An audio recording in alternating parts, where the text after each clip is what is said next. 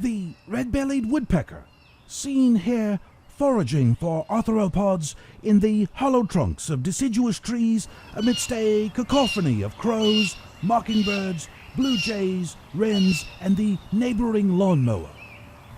Say it. Swamp.